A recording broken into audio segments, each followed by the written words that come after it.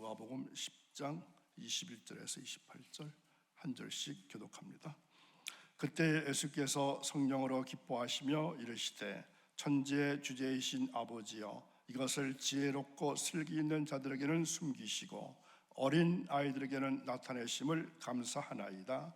옳소이다. 이렇게 된 것이 아버지의 뜻이니이다.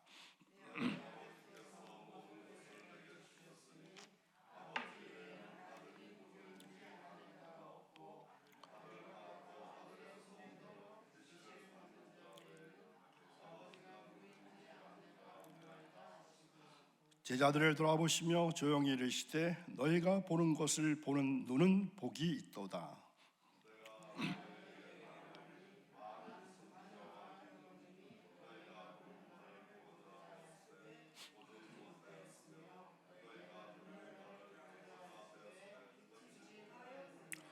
어떤 율법 교사가 일어나 예수를 시험하여 이르되 선생님, 내가 무엇을 하여야 영생을 얻으리이까?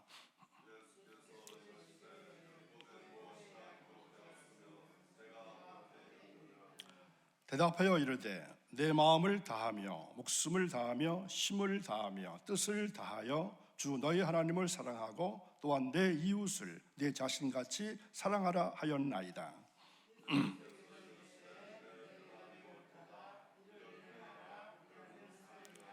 함께 있습니다. 그 사람이 자기를 옳게 보이려고 예수께 여짜오되 그러면 내 이웃이 누구니까? 아멘. 한 주간 시작되는 월요일 새벽을 깨우시고 거룩한 주님에 올라오신 여러분, 그리고 여러분들의 자녀손들, 가정, 특별히 여러분 하시는 생업, 일터, 직장이 복된 한 주간 이어지기를 간절히 축원합니다. 날씨가 많이 아침 저녁으로는 서늘합니다. 특별히 건강에 유의하시기 바랍니다. 오늘 말씀의 제목은 그러면 살리라, 이러한 제목으로 읽은 말씀 생각해 봅니다. 한 율법 교사가 영생의 문제를 가지고 예수님을 시험했습니다. 이 율법 교사는 아마 이 바리새인들에 의해서 보내진 율법사인 것처럼 보여집니다. 율법 교사가 하는 일은 뭘까요? 모세 율법을 연구하고 해석하고 가르치는 사람입니다. 유대인 중에 상류층이고 또 지식층입니다. 어느 날 한 율법 교사가 예수의 소문을 듣고 예수의 율법관, 율법을 어떻게 보느냐, 율법관을 알고자 예수님께 나와서 이렇게 묻습니다. 선생님, 내가 무엇을 하여야 영생을 얻을 수 있겠습니까?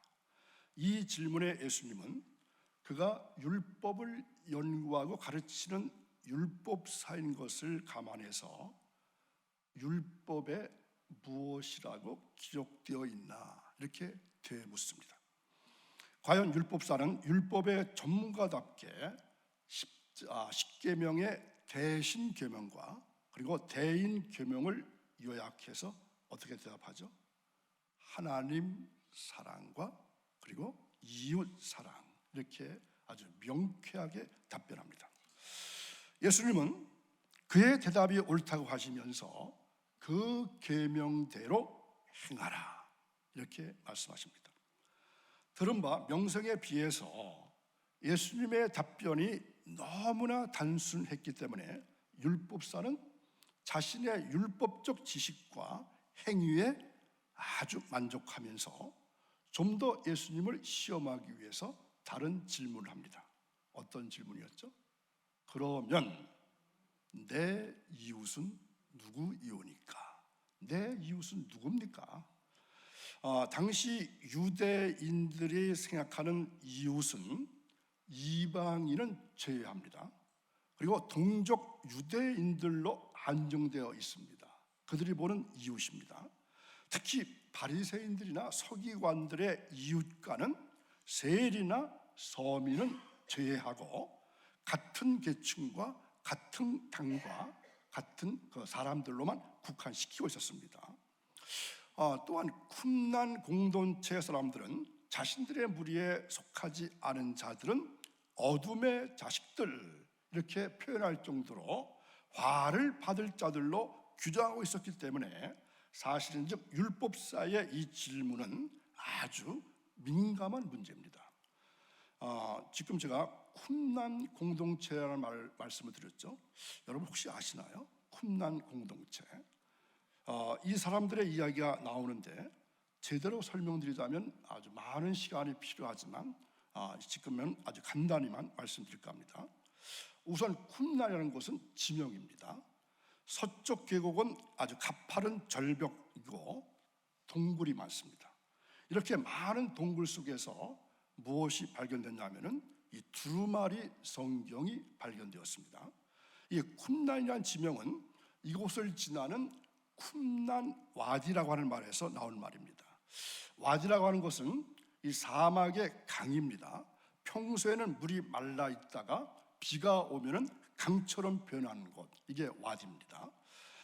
그리고 어느 지점 쪽에 있냐면은 여리고 남쪽 10km 지점, 또 사해 서북쪽 1km 지점쯤에 위치해 있습니다.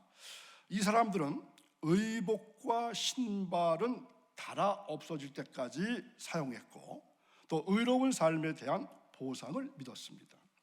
함께 노동하고 함께 식사했고 자급자족을 원칙으로 삼았습니다. 뿌리는 하시인들이라 이렇게 말합니다. 하시드는 시브리 말로 경건하다, 이러한 뜻을 가지고 있습니다. 지금 이스라엘에 가보면은 지금도 까만 양복에 둥근 모자를 쓰고 턱수염 모습으로 이 공적 장소에 나타나곤 합니다. 성지순례 하다 보면은 이런 사람들을 꼭 만날 수 있습니다. 그러니까 쿰난 공동체 하면은 쿰난이라고 하는 곳에서 경건한 생활을 하던 사람들, 특별히 이 쿰난이라는 곳에서 두루마리 성경이 많이 발견되었다. 그래서 유명한 곳이다. 이 정도만 아셔도 앞으로 다른 목사님들이 설교하실 때 이 쿰난 공동체, 쿰난이라는 말이 나오면 이해하실 것이라 생각됩니다. 이제 다시 본문으로 돌아갑니다. 그러면 내 이웃은 누굽니까? 이러한 질문에 예수님께서는 본문의 그 유명한 말로서 대답하죠. 어떤 말이죠? 선한 사마리아 사람의 비유로서 대신 답변하십니다. 그들은 율법과 영생을 분리시킬 수가 없었습니다. 영생은 바로 율법을 지키는 일로 얻을 수 있다고 믿고 있었기 때문입니다. 그러나 그들이 예수님을 볼 때 예수님은 율법을 경시하는 것처럼 보인 것입니다. 안식일에도 바리새인들이 그 많은 일을 하고 있었습니다. 그래서 이 같은 질문에서 예수님의 영생과 율법관을 알아보고 고소의 재료를 얻으려고 하는 함정으로 사실은 이 율법사가 예수님에게 물은 것입니다. 자, 예수님이 율법사와의 대화가 시작되기 전에 예수님은 돌아온 70인 전도대원들과 대화를 나누시면서 성령으로 기뻐하셨다, 이런 말씀이 나옵니다. 예수님께서는 기뻐하시는 생활을 하셨습니다. 그러므로 우리들에게도 항상 기뻐하라, 이렇게 말씀하시고 계십니다. 그런데 사실 예수님의 그 상황은 기뻐하실 만한 생활 조건이나 주위 환경은 아니셨습니다. 그러면 예수님은 어떻게 기뻐하실 수 있었던 것입니까? 21절에 보면은 성령으로 기뻐하사, 이러한 말이 나오고 있습니다. 예수님은 육신적으로 기뻐하는 것이 아니라는 얘기입니다. 성령으로 기뻐하시는 것입니다. 그리스도인들은 성령으로 기뻐하는 생활을 해야 하는 것입니다. 성령으로 인한 기쁨이 영원한 기쁨이고 항상 기뻐할 수 있는 기쁨이기 때문에 그렇습니다. 자, 성령으로 인한 기쁨은 어떤 것이 있을까요? 첫째는 순종에서 오는 기쁨입니다. 순종에는 기쁨이 따릅니다. 순종이 없는 생활에는 참 기쁨이 없습니다. 순종에는 마음에 평안이 있고 또 하나 감사가 있습니다. 그래서 그리스도인의 기쁨은 이 같은 평안과 감사에서 나오는 것입니다. 두 번째로 성령으로 인한 기쁨은 어디서 올까요? 소망에서 오는 기쁨입니다. 소망은 현실적인 우리의 생활에 기쁨을 심어주는 활력소가 될 수 있습니다. 하나님 나라에 대한 소망, 또 장차 우리에게 나타날 영광에 대한 소망을 바라볼 수 있는 그리스도인들은 비록 현실적인 생활의 어려움과 역경 속에 있다 할지라도 그 기쁨을 가질 수 있습니다. 소망에서 우러나오는 기쁨은 그 무엇으로도 빼앗을 수가 없습니다. 그리고 세 번째, 성령이라는 기쁨은 봉사에서 오는 기쁨입니다. 주의 일에 힘써 봉사하는 성도들에게는 언제나 기쁨이 있습니다. 그리스도의 봉사에서 얻는 기쁨은 그야말로 값진 기쁨, 가치 있는 기쁨입니다. 이 같은 기쁨의 체험자는 어떤 봉사라도 감사함으로 잘 감당해낼 수가 있습니다. 그 봉사하는 중 그리고 그 후에 오는 기쁨을 체험했기 때문입니다. 네 번째, 성령이란 기쁨은 어디서 올까요? 기도의 응답에서 오는 기쁨입니다. 기도에 힘쓰는 사람을 보시기 바랍니다. 기도하는 일에 게으른 사람들이 보기에는 괴로운 일인 것처럼 보이지만 기도하는 그 사람은 남모르는 기쁨이 있습니다. 여러분, 새벽기도를 쌓으시는 여러분들도 그러한 기쁨이 있으리라 저는 믿습니다. 특별히 기도의 응답을 받은 사람은 그 응답에서 오는 기쁨이 언제나 값진 것임을 알게 되는 것입니다. 그래서 이런 말 하죠. 기도 많이 하는 사람 어떻게 하라고요? 깔보거나 무시하지 말라고요. 교회 안에서 하는 말 중에 하나입니다. 그래서 저는 여러분들 무시하지 않습니다. 존경합니다. 그래서 성령이라는 기쁨 네 가지, 순종, 소망, 봉사, 그리고 기도 응답입니다. 그리고 21절에 보면은 예수님은 하나님께 간구하시기를 이렇게 간구하십니다. 천지의 주제이신 아버지여, 이것을 지혜롭고 슬기 있는 자들에게는 숨기시고 어린 아이들에게는 나타내심을 감사하나이다. 자, 이 말씀이 어떤 말씀일까요? 지혜롭고 슬기 있는 자들이란 어떤 사람을 말할까요? 세상 사람들의 지혜와 슬기를 말씀하신 것입니다. 하나님의 계시는 세상의 지혜와 슬기로서는 깨닫지 못하는 것입니다. 세상의 지혜란 육신적인 지혜를 말하는데 이 지혜는 모든 사물을 인간적인 지혜로 연구하고 판단하기 때문에 영적인 신령한 일에 대해서는 오히려 어리석은 지혜가 된다고 하셨습니다. 자, 제 말씀이 아니라 고린도전서 1장 18절을 찾아보겠습니다. 함께 있습니다. 십자가의 도가 멸망하는 자들에게는 미련한 것이요 구원을 받는 우리에게는 하나님의 능력이라. 기록된 바 내가 지혜 있는 자들의 지혜를 멸하고 총명한 자들의 총명을 폐하리라 하였으니 지혜 있는 자가 어디 있느냐? 선비가 어디 있느냐? 이 세대의 변론가가 어디 있느냐? 하나님께서 이 세상의 지혜를 미련하게 하시는 것이 아니냐. 아멘. 이 세상의 지혜는 미련한 것입니다. 자, 그리고 어린 아이들 나오죠. 어린 아이들이란 세상 지혜에 미련하고 어두운 사람을 가리킨 말씀입니다. 실제로 어린 아이를 말하는 것이 아니라 어린 아이처럼 세상 지혜에 미련하고 어두운 사람을 가리키는 것이 어린 아이들 이렇게 표현하고 있는 것입니다. 하나님의 나라는 어떤 세계입니까? 영적인 세계입니다. 영적 세계의 깨달음은 인간의 지혜나 지식으로 되지 아니하고 영적인 지혜로서만이 가능합니다. 그리고 아버지와 아들을 아는 일, 아버지와 아들과의 관계를 아는 일에 있어서 어린 아이들의 지혜로서가 아니면 진리를 깨달아 알 수 없다고 하는 말씀이 나옵니다. 예수님은 아들과 아버지의 관계에 대해서 어떻게 말씀하시나요?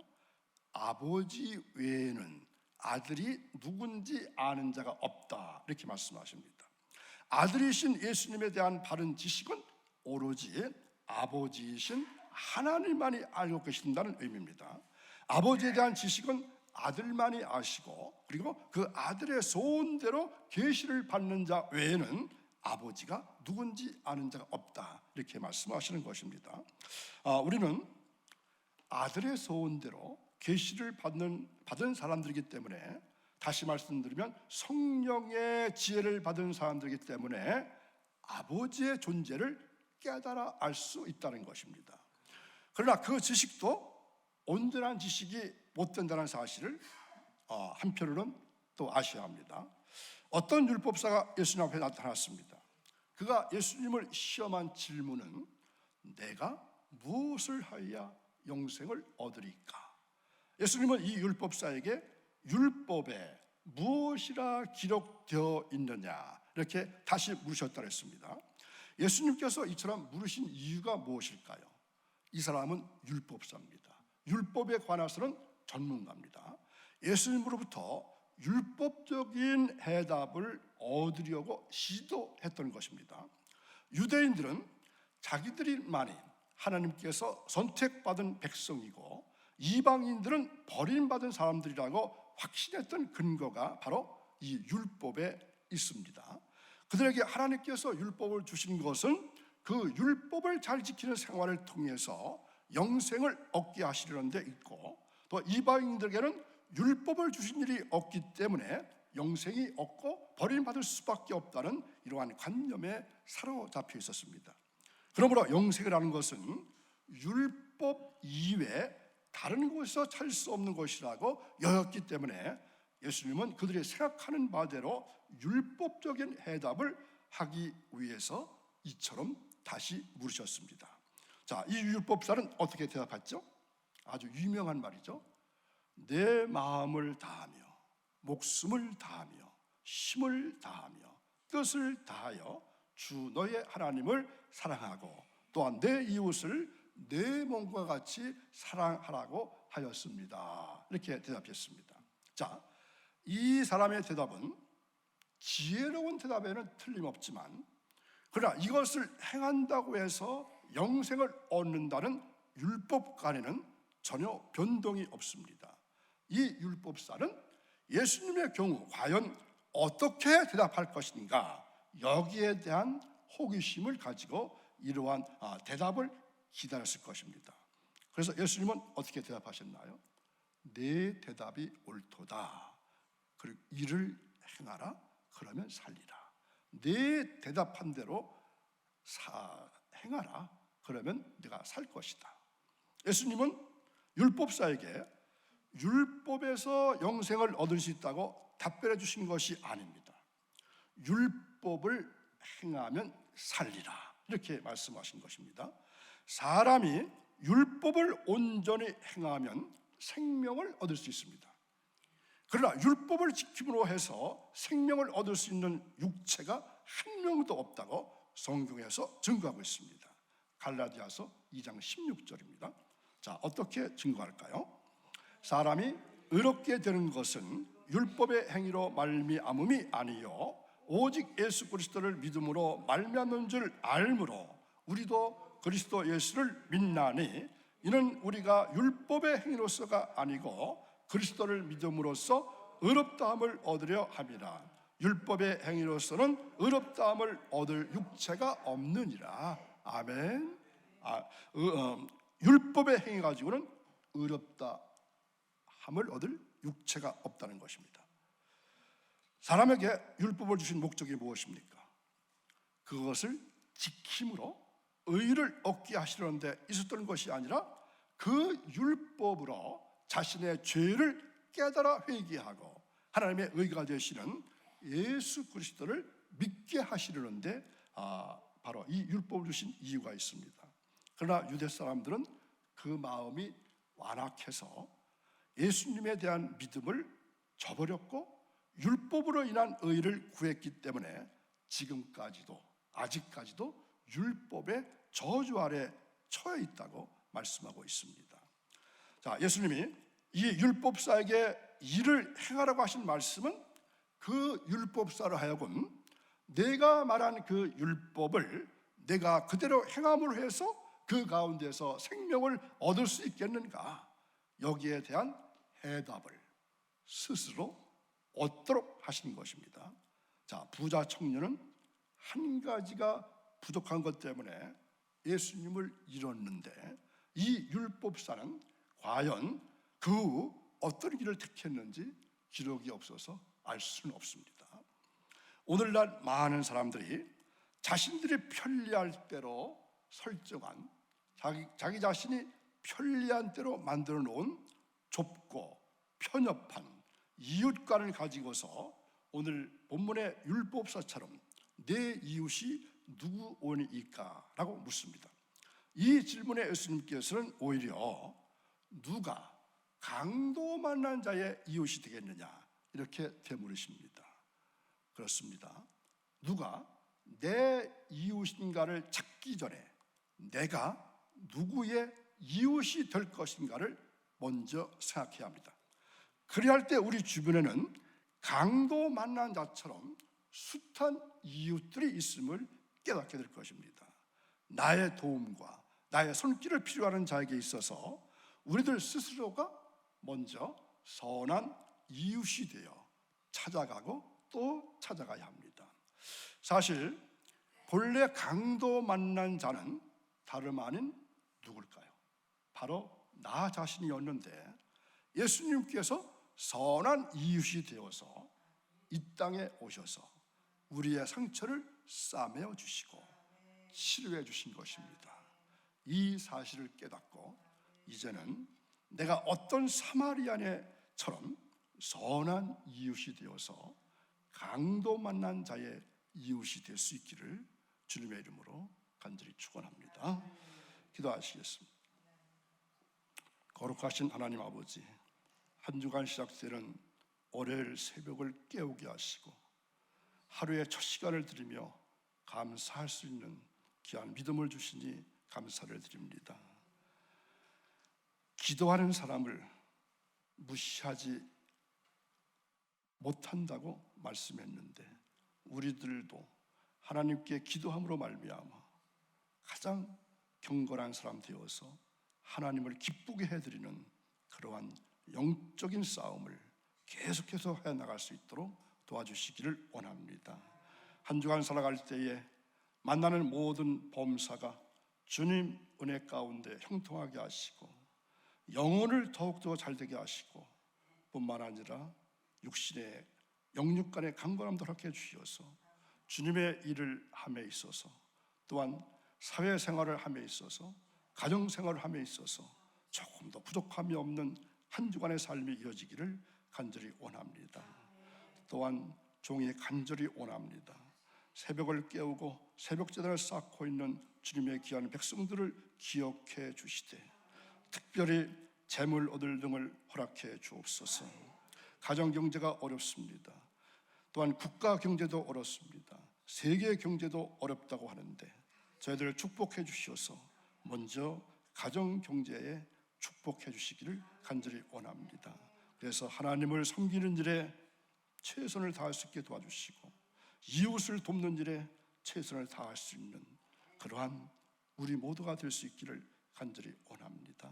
하나님은 하나님의 최고의 사랑으로 최대의 은총으로 최선의 뜻으로 우리들을 가장 좋은 곳으로 인도해 주실 것을 믿사오며 예수님의 이름으로 기도하옵나이다. 아멘.